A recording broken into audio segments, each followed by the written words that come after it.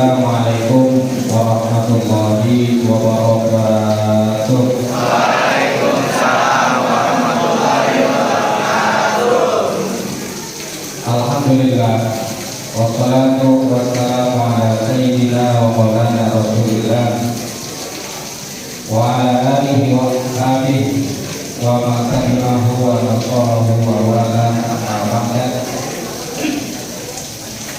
Faqad qala azza wa karim, a'udzu billahi minasyaitonir rajim. Bismillahirrahmanirrahim.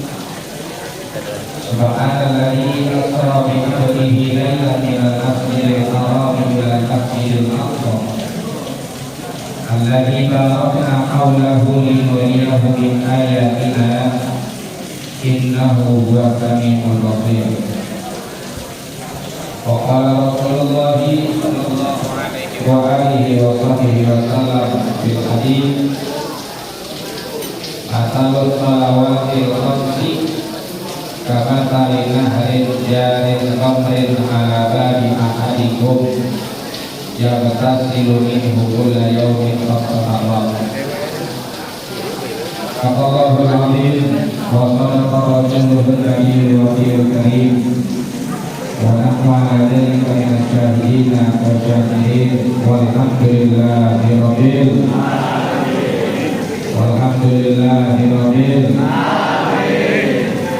yang saya muliakan Kepala Sekolah SMA Negeri 10 Ibu Hajah Herawati SPD yang mudah-mudahan selalu dijaga oleh Allah Subhanahu wa Ta'ala. Yang saya muliakan Bapak Pimpinan Rohis, Guru kita Ustaz Haji Ahmad Sujami Atau yang saya hormati Ketua Panitia Peringatan Isra Mi'raj Baginda Nabi Muhammad Sallallahu Alaihi Wasallam, Ibu Hajah Siti Khadijah, segenap Dewan Guru, para asatidz, dan juga seluruh pegawai dan para siswa-siswi SMA Negeri 10 yang mudah-mudahan semuanya dijadikan anak-anak yang sukses, yang berkah, yang manfaat ilmunya, serta masa depannya, dan tercapai seluruh cita-citanya.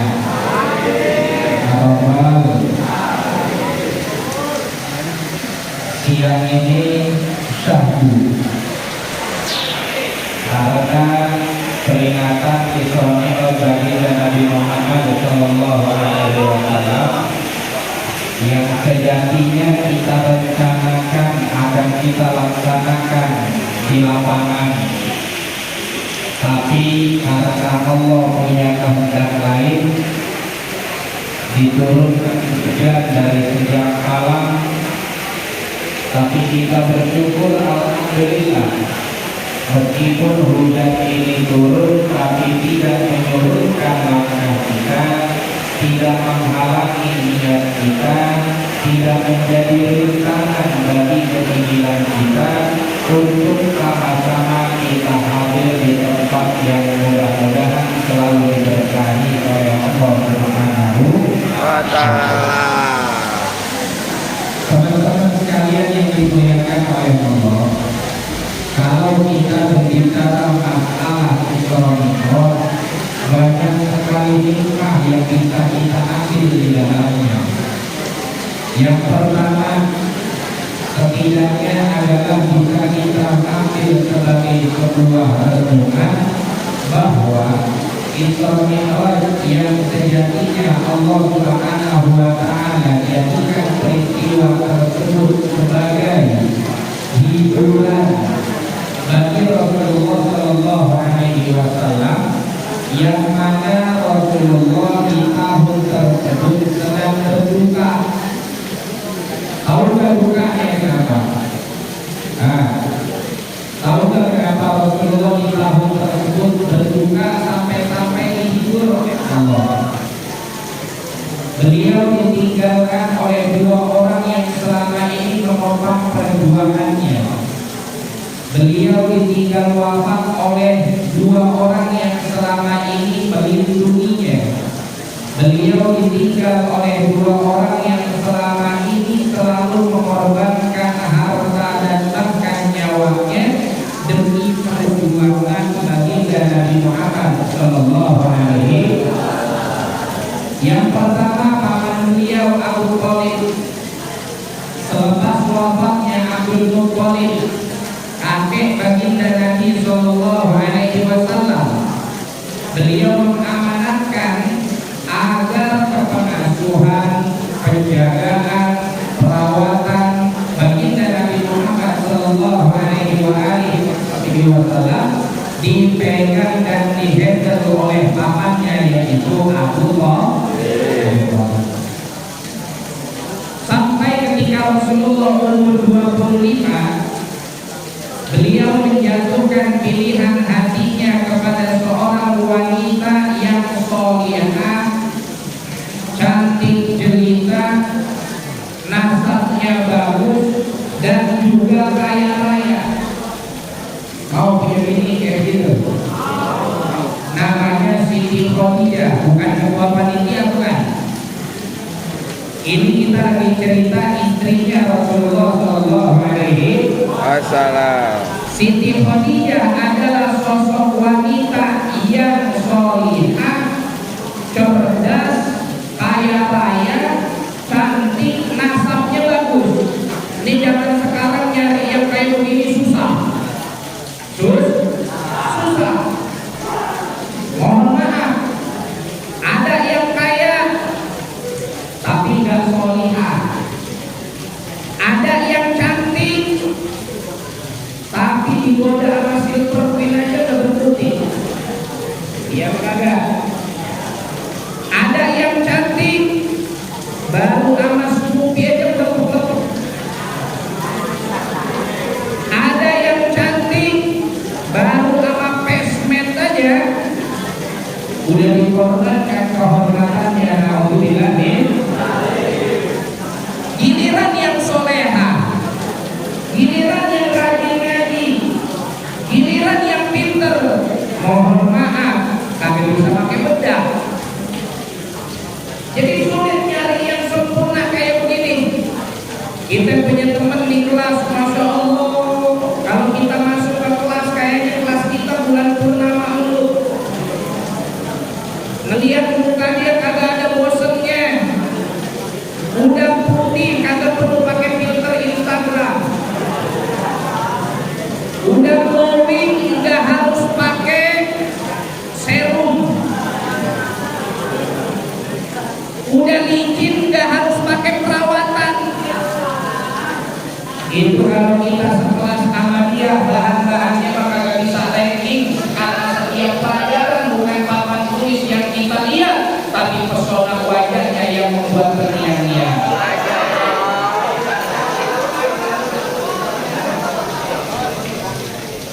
Akhirnya belajar kita terganggu, akhirnya masa depan kita rusak gara-gara gejolak syahwat. Nah, ada yang kagak tapi cantik, saya gak bilang jelek. Kalau bilang jelek, dibilang body shaming. Ntar kalau dibilang jelek, dibilang apa? Dibilang perundungan. Padahal mah mau ganteng mau jelek udah sunatullah. Seharusnya apapun orang menilai diri kita, I love myself. Itu aja sih. Iya enggak? Orang ngatain kita jelek, bilang banget sih lo, masa ngeliat kesono gak taunya ngeliat kesono. Hitam banget sih lo, situ yang ngatain saya hitam, situ yang ngatain saya pesek, emang bisa bikin hidung? Jangan kata bikin hidung, pengen aja nyontek mulu.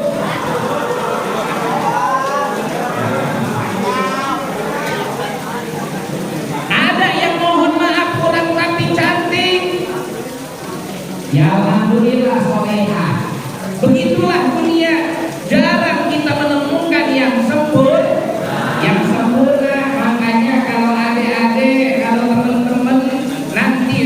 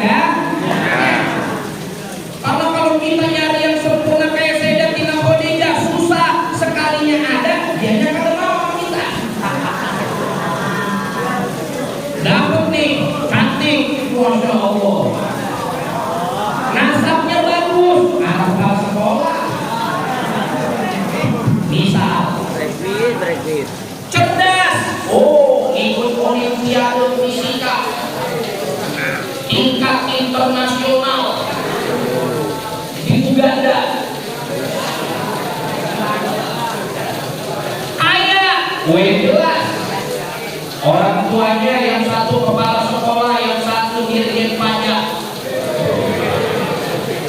Mobilnya Rubicon, motornya Harley Davidson.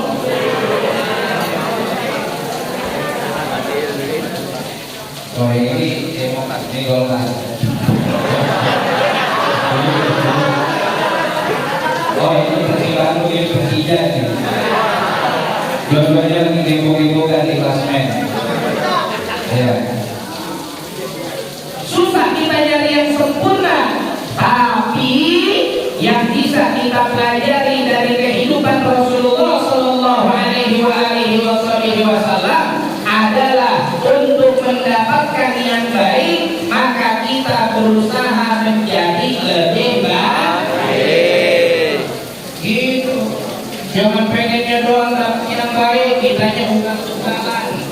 Pengen dapat yang setia, tapi kita di setiap kelas ada. Pengen dapat yang setia, tapi ya Allah, masuk ke kelas mana aja ada mantannya.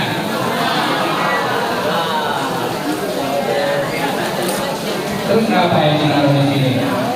Orang yang tahu ya, kalau dimakan. Nah, itu yang pertama. Yang kedua, Rasulullah Sallallahu Alaihi Wasallam sepanjang perjalanan hidupnya ketika berjuang bersama Sayyidatina Khadijah, umur 25 tahun beliau membangun rumah tangga, sampai kemudian umur 40 tahun diangkat jadi nabi. Beberapa tahun kemudian Sayyidatina Khadijah meninggal dunia. Rasulullah sedih. Apa yang bikin Rasulullah sedih? Karena Sayyidatina Khadijah adalah teman taat kepada Allah. Kalau mau disedihin, kalau mau ditangisin, kalau mau diratapin, ratapilah kepergian orang yang selama ini ngajak kita dekat kepada Allah. Salah kalau kita menangisi, meratapi orang yang bukannya mendekatkan diri kita kepada Allah, malah justru menjauhkan diri kita dari Allah Subhanahu wa Ta'ala. Contohnya siapa? Pacar. Dengerin nih ABG. Dengerin.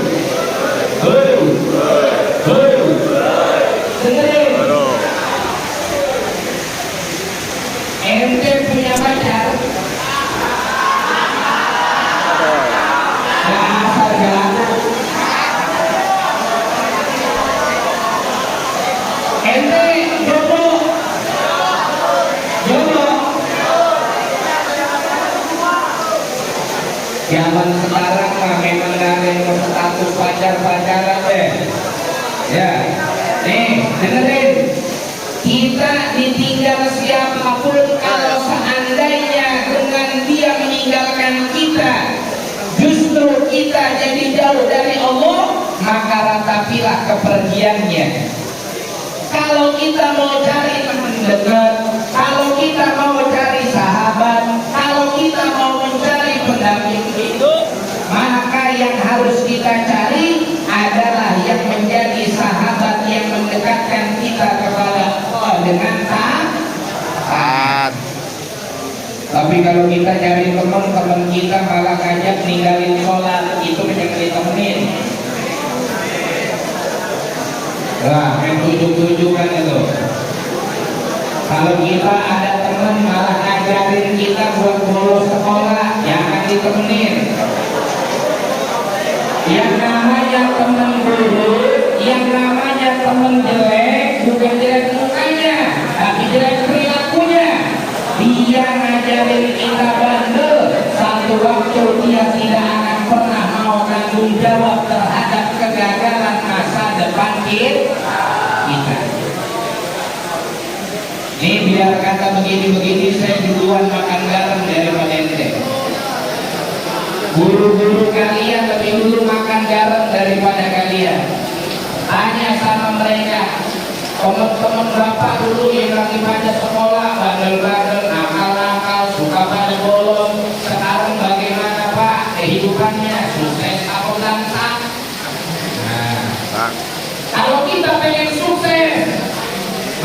jangan bergaul dengan orang yang menghalangi kesuksesan kita. Tuh, kalau kita pengen cari teman, kalau kita pengen cari sahabat, carilah sebagaimana Rasulullah Shallallahu Alaihi Wasallam menjadikan Sayyidatina Khadijah lebih dari sekedar sahabat, tapi juga partner menuju Yang selanjutnya, Isra Mi'raj mengajarkan kepada kita untuk menjadikan diri kita sebagai orang-orang yang memiliki sopan santun, memiliki tata krama, memiliki etika.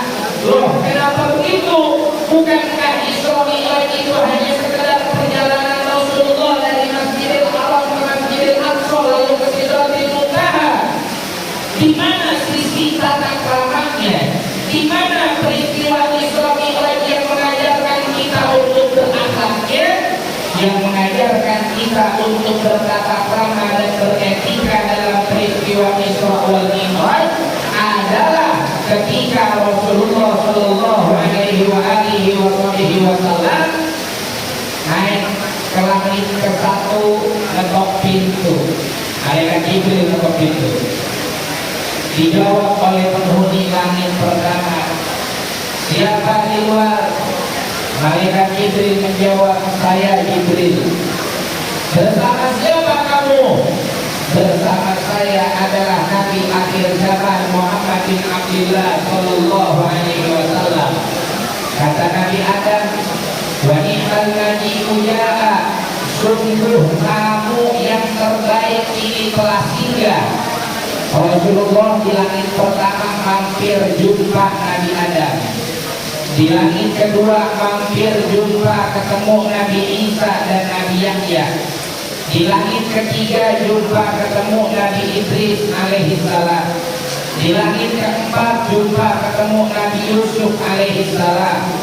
Di langit kelima Rasulullah Sallallahu Alaihi Wasallam jumpa bertemu Nabi Yakub alaihi salam.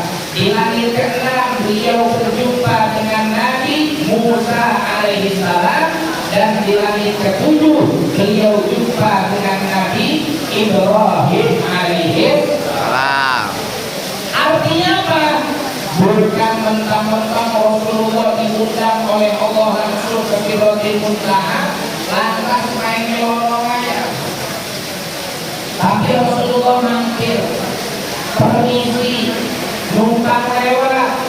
Wahai Nabi Allah Adam, saya mampir nih, dipanggil oleh Allah ke Sidratil Muntaha, mampir dulu lah ke sini, ngopi. Nah, kalau bahasa sekarang ngopi, ngobrol perkara iman. Naik langit kedua, mampir kepada Nabi Isa, terus sampai ke langit ketujuh.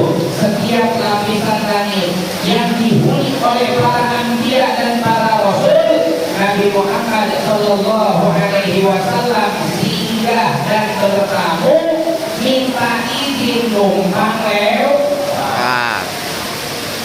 Ini akhlak, ini etika, ini adab. Kamu sebagai siswa, kita sebagai murid, ketemu guru sapa, ketemu guru tegur, ketemu guru assalamualaikum, assalamualaikum, Pak Ustaz Suryani jalan kaki, sini bonceng sama saya. Assalamualaikum Ibu Khadijah, saya mau silaturahim di lebaran. Aku bawa apa sih? Parcel doang. Gitu. Itu namanya kita punya adab, namanya kita punya etika, namanya kita punya akhlak. Kata seorang penyair Mesir yang bernama Saudi, kata beliau apa? Innamal umamu bil akhlaqi ma baqiya fa in hum dhahabat akhlaquhum dhahabu. Sesungguhnya peradaban satu generasi akan bertahan dan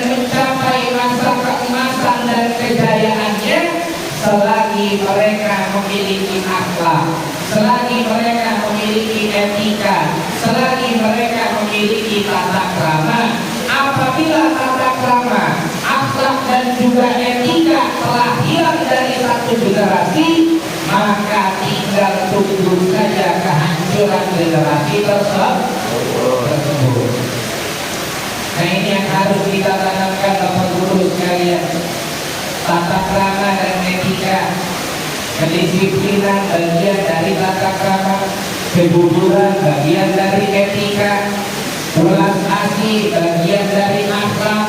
Yang kalau seandainya secerdas apapun anak didik kita, sepinter apapun dan seluas apapun wawasan mereka, jika tidak ada akhlak, jika tidak ada tata krama, jika tidak ada etika, maka semua akan sia-sia.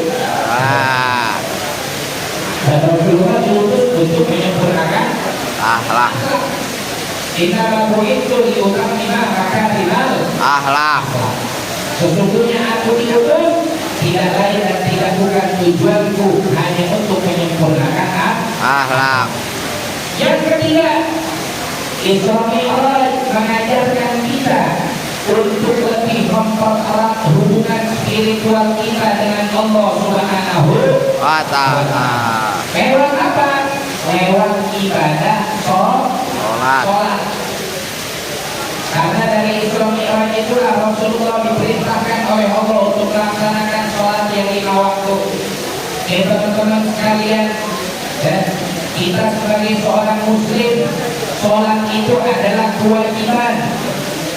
Sholat itu adalah ritual yang gak boleh kita tinggalkan dalam keadaan apapun. Bahkan kalau kita gak bisa sholat dalam keadaan berdiri karena sakit, syariat memberikan kita keringanan untuk sholat dengan cara Duduk. berdiri gak bisa, duduk gak bisa. Anak misalkan kena stroke, alhamdulillah, sholat sambil bertahan gak bisa, hanya dengan isyarat kepala. Sholatlah kamu dengan isyarat. Bahkan kalau seandainya seluruh anggota tubuh kita ini gak aktif, gak berfungsi, yang berfungsi hanya hati kita, maka sholatlah dengan hati kita. Ini saking pentingnya ibadah sholat. Kenapa? Di antara fungsi sholat adalah untuk menghapus dosa-dosa kita di hadapan Allah Subhanahu wa ta'ala. Kita ini manusia punya dosa, kita manusia punya salah, ya, dikit-dikit nyakitin orang, dikit-dikit kita berbuat sombong, ntar kita bohong, ntar kita amin segala macam kemaksiatan kita lakukan. Maka untuk menghapus dosa-dosa tersebut, Allah Subhanahu wa ta'ala berikan kita satu sarana, yaitu dengan kita melaksanakan ibadah sholat. Kata Rasulullah sallallahu alaihi wasallam, as-shalawatul khamsu wal jumu'atu ila al-jumu'ati wa ramadhanu ila ramadhana mukaffiratun lima bainahunna idza judulatil kabair. Sholat yang 5 waktu, kemudian sholat Jumat ke Jumat yang berikutnya, Ramadan ke Ramadan yang selanjutnya adalah penghapus bagi dosa-dosa kecil yang terjadi di antara dua ritual tersebut. Dalam hadis yang lain Rasulullah juga bilang, masalul shalawatil khamsi kamathali nahrin jarin ghamrin ala babi ahadikum yang tasilu minhu kulla yawmin 5 marrat. Perumpamaan sholat yang 5 waktu itu seperti sungai yang mengalir di hadapan rumah kita, kemudian saban waktu sehari semalam kita 5 kali mandi. Orang kalau 5 kali mandi ada bakal berdaki. Orang kalau 5 kali mandi gak bakal ada kotoran. Orang kalau sehari semalam 5 kali mandi gak bakal ada roda di dalam dirinya. Begitu juga sholat, apabila kita laksanakan sholat sehari semalam sebanyak 5 kali, maka insya Allah lembaran-lembaran amal kita akan bersih dari dosa. Makanya jangan sampai ditinggal sholatnya. apalagi kalian sudah mukallaf, sudah terbebani dengan beban syariat karena sudah berakal dan juga sudah balik, ya. Maka tak boleh tinggalin sholat. Kita dikasih fasilitas, kita pakai di tempat buat ibadah. Syukur alhamdulillah kita hidup di negeri yang nyaman buat ibadah. Kita hidup di negeri yang kalau kita ibadah gak ada teror. Sebagian saudara-saudara kita di Timur Tengah kalau mau berangkat ke masjid udah khawatir duluan, takut pada bom. Ada yang sholatnya bawa AK-47, ada yang sholatnya bawa pistol, macam-macam. Ada yang khawatir teror, ada yang khawatir dibunuh karena terjadi konflik, sehingga mereka tidak nyaman dan tidak tenang dalam melaksanakan ibadah.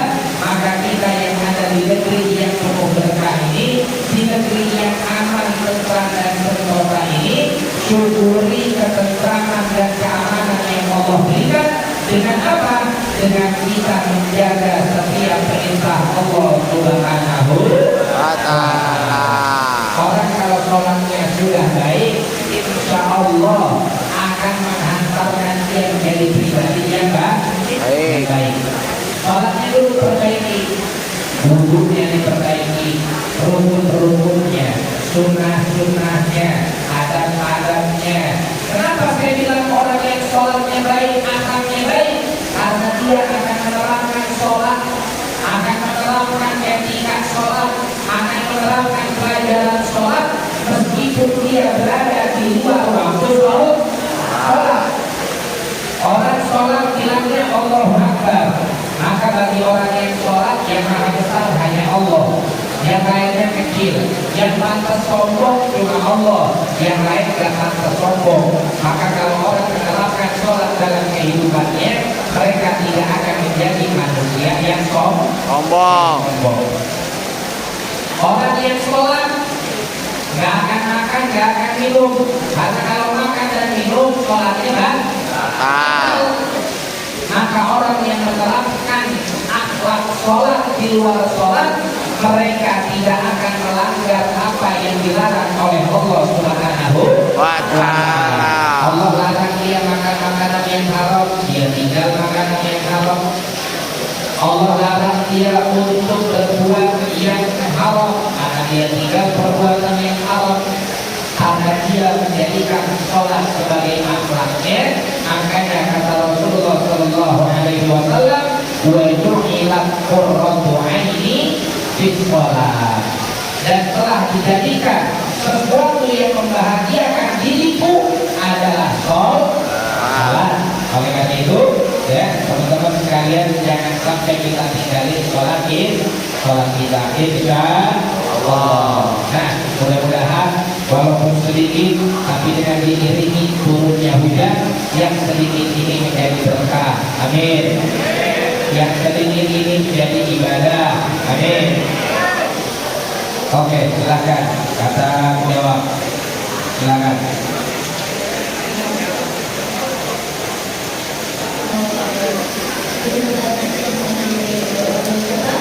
Dan kalian yang mau bertanya dari teman-teman semua.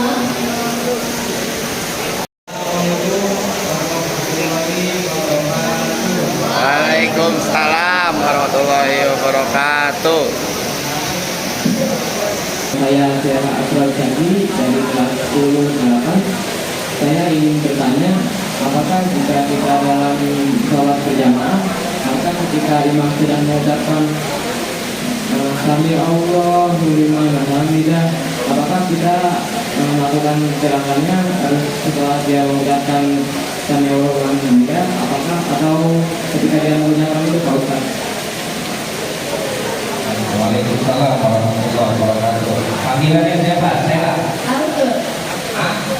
Arthur.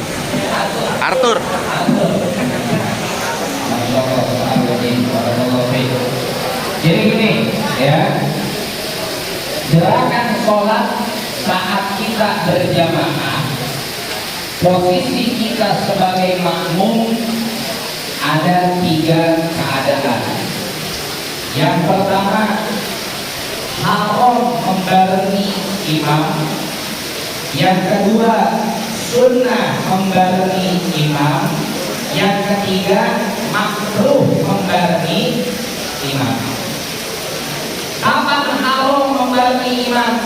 Maksudnya haram gimana? Gak boleh kita membarengi imam dalam gerakan tersebut, dalam rukun tersebut. Kalau kita bareng sama dia, batal sholat kita. Yaitu pada saat imam takbiratul ihram dan pada saat imam mengucapkan salam yang pertama. Imam takbiratul ihram, Allahu Akbar. Terus kamu barengin, Allahu Akbar juga. Berbarengan tuh. Sebelum dia sampai huruf roh, kamu sudah mengucapkan lafzul jalalah, sudah mengucapkan takbir, berarti kan sah sholatnya. Juga yang kedua, ketika imam mengucapkan assalamualaikum yang pertama, sebelum imam sampai huruf mim di alaikum, kamu udah assalamu juga. Nah, pada saat itu sholat kamu batal. Pertama. Yang kedua, sunnah membarengi imam. Kapan? Pada saat imam amin selesai baca Fatihah. Ya, jadi kalau imam baca Fatihah waladhdallin, makanya sunnah bagi imam untuk aminnya dikasih bareng sama makmum. Imam bilang waladhdallin amin, aku barengin tuh aminnya imam. Dalam hadis, apabila amin seorang imam berbarengan dengan amin makmum, maka malaikat akan menjawab semua doa yang dimunajatkan di dalam sholat. Yang ketiga, makruh membarengi imam. Kapan? Di setiap gerakan sholat. Imam kamu ruku bareng sama imam, makruh. Kamu iktidal bareng sama imam, makruh. Kalau iktidalnya dibarengin, sehingga sunnahnya gimana? Selesaikan dulu gerakan imam, baru kita bergerak. Kalau imam sudah rukunya sudah posisi ruku, baru kamu ruku. Imam sudah berdiri iktidal, baru kamu berdiri iktidal. Patokannya apa? Nah, yang tadi kamu tanya. Ketika imam sudah bilang sami Allahu liman, biasanya kalau sudah sampai hamidah, imam sudah berdiri, baru kamu berdiri iktidal. Kalaupun seandainya kamu bareng dengan imam, sah nggak sholatnya? Dalam hal yang tadi, sholatnya sah, cuma hukumnya makruh. Paham ya? Ada lagi? Ya, mudah-mudahan bermanfaat. Diri dong. Mau dimasukin ke RCTI. Waya. Tetap boleh. Oke. Sip. Ayo saya tanya lagi. Ada kulkas, ada motor ending di tempat masing-masing di toko. Ya. Assalamualaikum warahmatullahi wabarakatuh. Waalaikumsalam warahmatullahi wabarakatuh.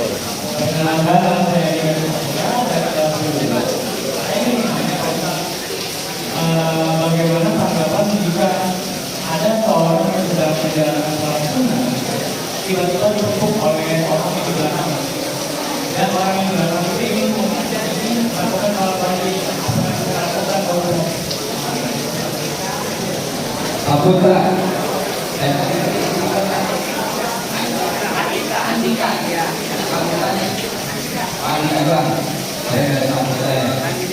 Oke, soal lagi. Ente lagi sholat sunnah. Kalau dia tepuk dari belakang, angkit.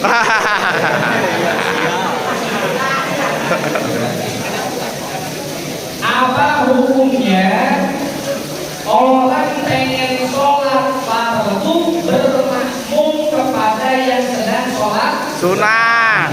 Gitu ya, kira-kira ya. Ya, betul. Hukumnya boleh. Boleh. Ini yang namanya makmum, kalau dia pengen sholat berjamaah, cari imam yang irama sholatnya sama dan sesuai dengan sholat yang dia lakukan. Maksudnya gimana? Kamu sholat zuhur, boleh bermakmum dengan yang sholat sunnah qobliyah, yang sholat sunnah ba'diyah, Yang nggak boleh bermakmum dengan siapa? Yang nggak boleh bermakmum dengan yang sholat jenazah. Kenapa? Karena irama sholatnya Itu mah jelas ada berbeda. jenazahnya. Kamu butuh ruku, kamu butuh sujud, sholat jenazah agak pakai ruku, nggak pakai ruku, nggak pakai sujud. Sujud. Juga kamu nggak bisa berjamaah dengan imam yang sedang sholat gerhana yang menggunakan tata cara 2 ruku 2 sujud. Sholat gerhana ada 3 tata cara, ya, 2 sama 1 beda. Maksudnya 2 sama ini yang membedakan hanya bacaannya tadi saja. Kalau kamu sholat gerhana pakai tata cara yang 2 ruku 2 sujud, kamu selesai baca surah, kamu ruku, kemudian kamu ambil lagi, baca Fatihah lagi, habis itu ruku, i'tidal, baru sujud. Kalau kita pengen sholatnya sholat subuh kah, atau sholat fardu yang lain kah, bermakmum dengan yang sedang sholat gerhana, maka sholat kita enggak Sah.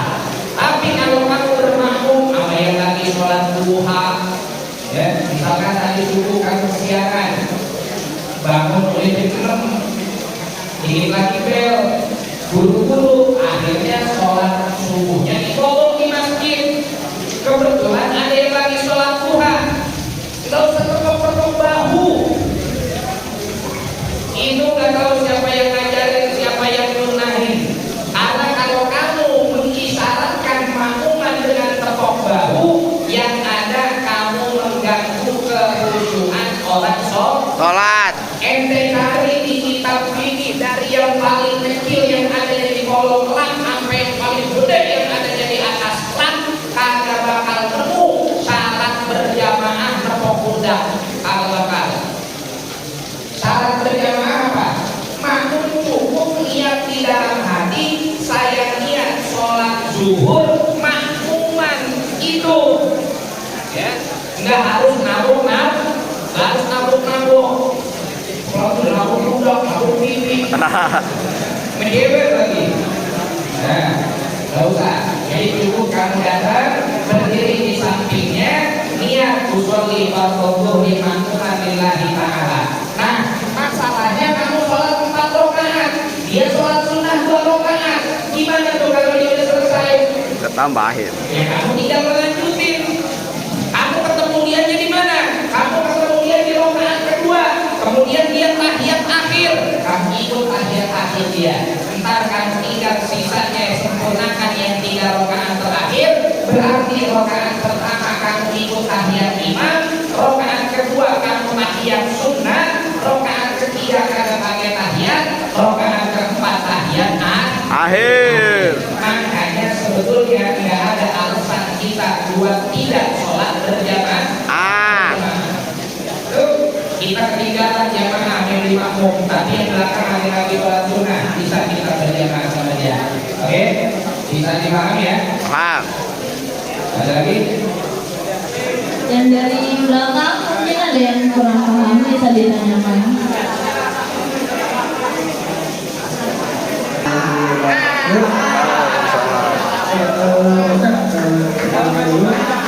Namanya Rizky dari Keluarga Kedua. Ustaz, saya mau kan syarat sah diterima ibadah Indonesia itu kan sholatnya. Nah, bagaimana kita pada Indonesia orang itu sholatnya lancar, tapi kadang-kadang mau digolong puasa. Jadi ibadahnya itu gimana Ustaz? Ini orangnya rajin ibadah, sholatnya juga rajin, tapi kadang-kadang sholatnya juga masih bolong, misalkan isya ada sholat atau asar ada sholat, itu gimana Ustaz? Terima kasih Rizky atas pertanyaannya. Mungkin orang itu sholat adalah hadis Rasulullah, awal mayunas abdi al-abdu yawmal qiyamah as-sholat. Jadi sebetulnya ini konsepnya, bukan sholat itu menjadi syarat diterimanya semua amal. Sudah itu konsepnya. Konsepnya adalah masing-masing amal adalah tugas yang berbeda-beda. PR matematik, ya matematik. PR fisika, ya fisika.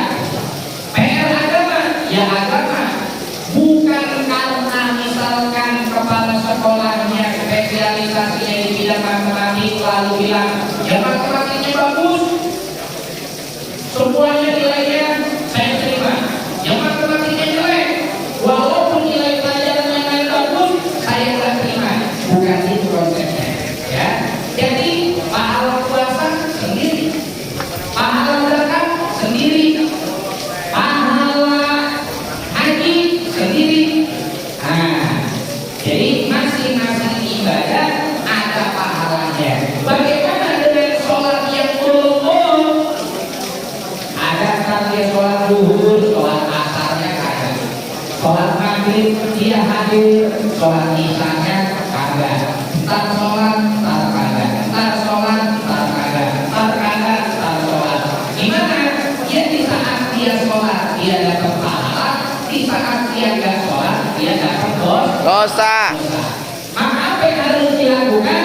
Dosa tersebut kalau dalam sholat harus dia gugurkan dengan cara Kodok. apa itu kodok? Bayar hutang.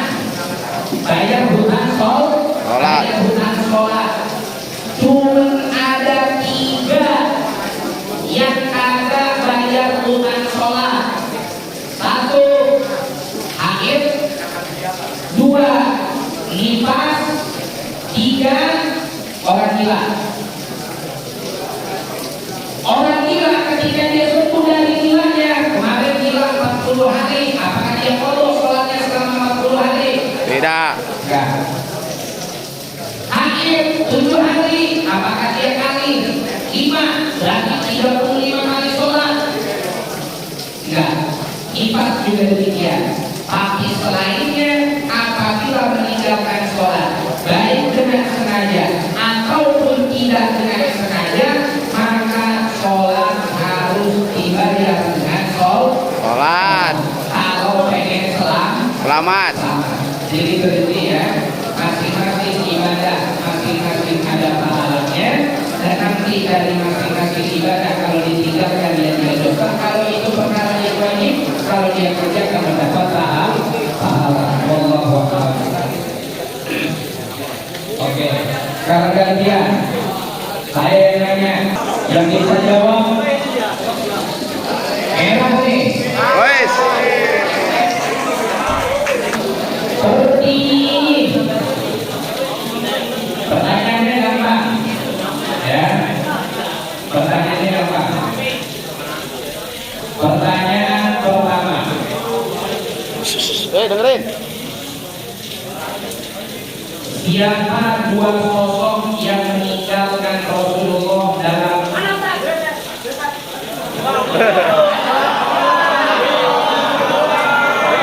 Selesai. yang tadi bilang anak, yang tadi bilang anak. Ayo. Dia itu yang cukup efek. Dia. Siapa? Kami Ustaz. Tapi Ya, jawab silakan. pertanyaan ulang Ustaz.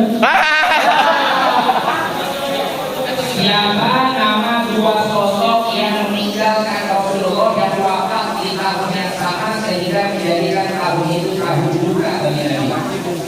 Pamannya Rasulullah, Namanya Abu Thalib, dan kakeknya Abu Bakar.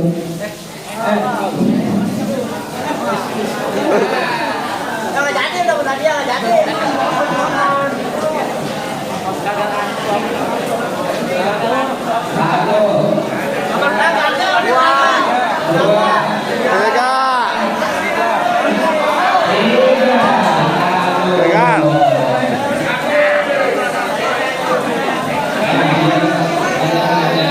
Ganti.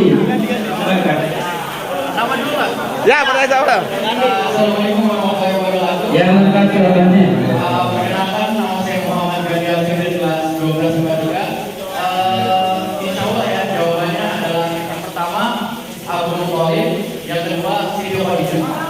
Yang pertama Abu Thalib, yang kedua Siti Khadijah. Abu Muthalib. Abu Thalib. Abu Thalib.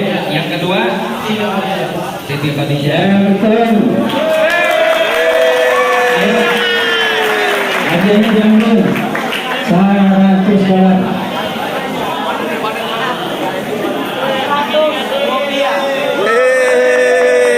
Main buat ngopi.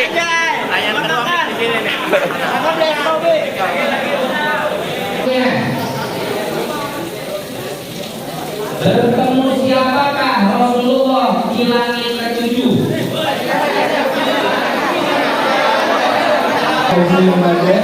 Dari kelas 23 Nabi Muhammad di langit ke-7 ketemu Nabi Ibrahim, bapaknya bapaknya dari kalangan manusia. Bapaknya dari kalangan nabi.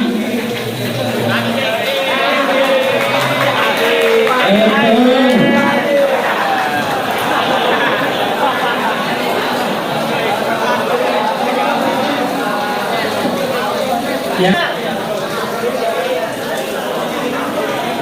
Dengarkan baik-baik. Pertanyaan yang selanjutnya. Ya.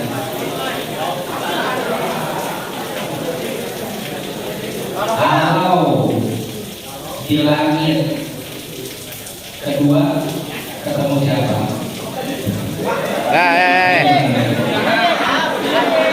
Duluan. Mik. Itu.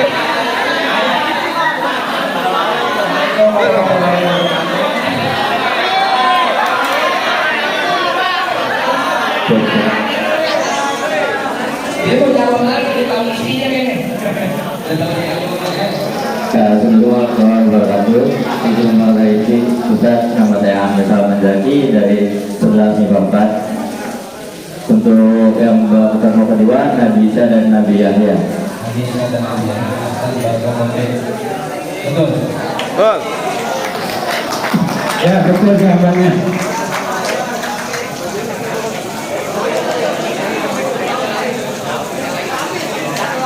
Pertanyaannya, yang cewek iya, kasih.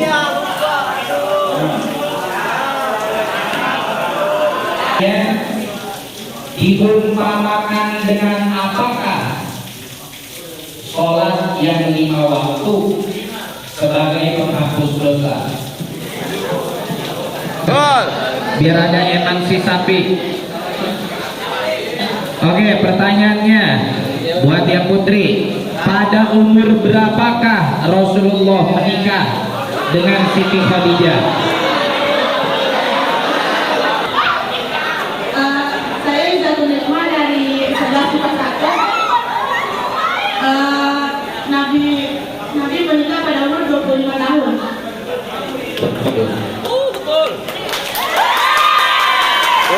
Supporternya nih. Supporternya. Woi, makan aja. Pertanyaan terakhir. Nih hadiahnya tuh. Terus. Ya.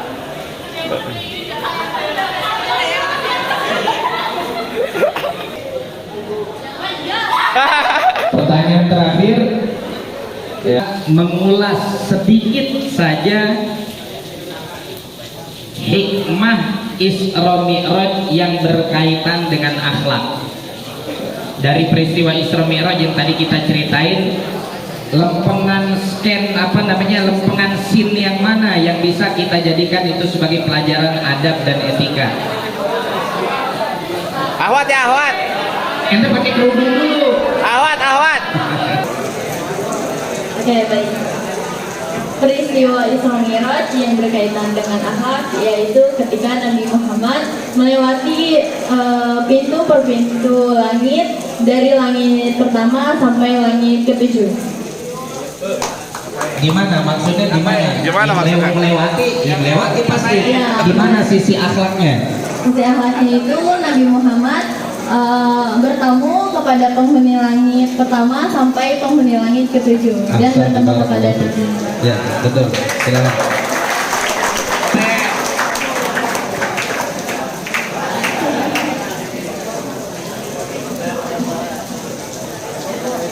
Ya, alhamdulillah. Alhamdulillah. Dengan berakhirnya isi amplop, berakhir juga rintik hujan. Kurang lebihnya saya mohon maaf. Allahumma fiqh ila qawmin thariq. Assalamualaikum warahmatullahi wabarakatuh.